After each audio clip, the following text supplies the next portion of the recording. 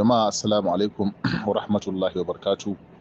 Wannan rahotanni ne da yawa naga suna ta yawo a ko'ina na yadda Isra'ila take amfani da wayar Samsung domin yin leƙen asiri ta hanyar amfani da application ɗin nan da ake ce da shi Apple Cloud ko App Cloud wanda yake kanta, kuma tana leƙen asiri, tana ɗaukar fingerprint ɗin ɗan adam, tana ɗaukar yanayin ɗumin jikinsa, bugun jininsa da yanayin bugun zuciyarsa, da hanyar da za ta bi dai ta kwashi bayananka, da ɗaukar hoton fuskarka, da ɗaukar hoton bidiyonka, da ɗaukar hoton inda kake, da duk wasu al'amura da suka shafi location ɗinka.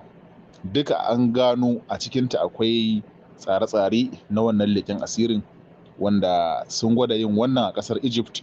Da yawa daga cikin waɗanda suke da ita an samu bayanai nasu, kuma an rasa yadda aka yi, daga baya aka gano cewa ƙasar Isra'ila ce ta yi amfani da wannan application da kuma wannan waya ta Samsung, musamman manyan wayoyin wannan Galaxy ɗin nan. Gaskiya suna da haɗari kwarai da gaske a yanzu, kuma bayanai yana da muhimmanci mutanenmu su kula cewa Isra'ila tana gaɓar da babu abin da ba za ta iya ba, kuma duk abubuwan da take shiryawa al'amura ne waɗanda suke da haɗari kwarai da gaske. Kuma duk lokacin da take son ta kashe mutum ko kuma ta nemi bayanansa, wannan mai sauƙi ne, saboda abin da yake hannunsa yake kallon waya ce, to duk inda yake tana kallonsa, tana ɗaukar hotonsa, musamman wanda yake user mai ita din, za ta riƙa kallon hotonsa, tana kallon bidiyonsa, tana kallon a ina yake, me yake yi. Ba a maganar abubuwan da ka ajiye a cikin ta dama, wannan duk akwai damar a kwashi wannan bayanai a wasu abubuwa da su wanda ba su dace ba. Saboda haka yan uwa, dole sai mun yi ƙoƙari mun kula sosai. Na magana ba ta da daɗi, saboda akwai 'yan kasuwa da yawa waɗanda suke hada-hada na irin waɗannan abubuwa, kuma al'amari ne wanda zai taɓa su. To amma rayuka da lafiyar al'ummarmu ta fi mana muhimmanci fiye da komai. Gaskiyar magana, abubuwa ne da suke da haɗari, ba ma ita kaɗai ba. Waɗannan manyan wayoyin mafiya yawansu gaskiya suna da haɗari, kamar su Samsung ɗin, da uwa uba kuma ita wato iPhone. Duk suna da irin waɗannan kayayyakin leƙen asiri. Za ku gan suna da shan caji, suna da shan batiri, abubuwan da ke kansu ne da na'urorin da ke kansu ne, saboda ko ka kashe ta tana aiki ne, ko ka kashe wayoyin ne suna aikin zuwa. Wannan devices akwai wanda suke aiki tuntuni, ko da ka kashe wayar tana aiki, kai ko ka zare ka kashe data, ka yi wane ne, duka aiki suke yi wayannan wayoyin. Akwai abubuwan da suke naɗa, akwai abubuwan da suke ɗauka, kuma da gangan aka watsa su duniya, musamman wayannan wayoyin guda biyu, domin su kasance sun fi kowace waya ƙarfi, sun fi kowace waya sha'awa da tsada a duniya, domin kowa ya siya, manyan mutane su siya duk lokacin da ake buƙatar kashe su, ko ake buƙatar halaka su, ko ake buƙatar wani abu, to akwai hanyar da za a bi a yi wannan aikin. Akwai haɗari kwarai da gaske.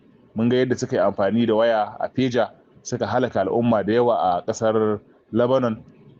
Mun ga yadda suka rika amfani da wayoyi, suna amfani da waya, suna dictating location na guraren da 'yan Hezbollah suke, da wuraren da mutanen Hamas suke, da wuraren da mutanen Iran, musamman waɗanda aka yi tauki sangillan nan. Da yawa an yi amfani da waya ne, da kuma wasu application irin su WhatsApp da sauransu, aka yi ta halaka su.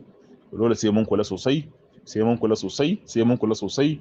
Wanda ya san yana da sha'awar rayuwar sosai, to ya sai kula, ko dai ya san hanyar da zai bi ya kaucewa amfani da wayannan, ko ya sai dakatar da wannan application da yake amfani da shi. Duk da na san ko da ya dakatar, akwai hanyar da za su bi su ƙara wato kwasar bayanai. Yana da haɗari kwarai da gaske, yana da haɗari kwarai da gaske.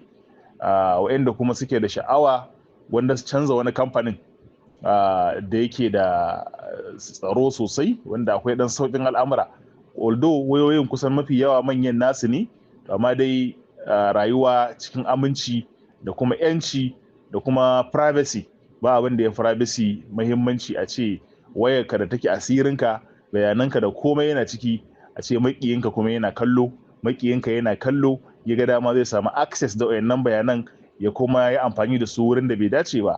wannan ba karamin hadari bane da kuma rashin nutsuwa da Allah ya kawo a cikin wannan zamani mai wahalar sha'ani. Allah ka ba mu wucewa lafiya. Ku sani yan uwa, Isra'ila ta taho ƙarshe, to fa duk abin da ta sani makaminta ne za ta yi amfani da shi, ciki kuma har da wayannan wayoyi, musamman wayannan manyan wayoyi guda biyu, Samsung da kuma iPhone. Allah ka ba mu wucewa lafiya. Assalamu alaikum wa rahmatullahi wa barakatuh.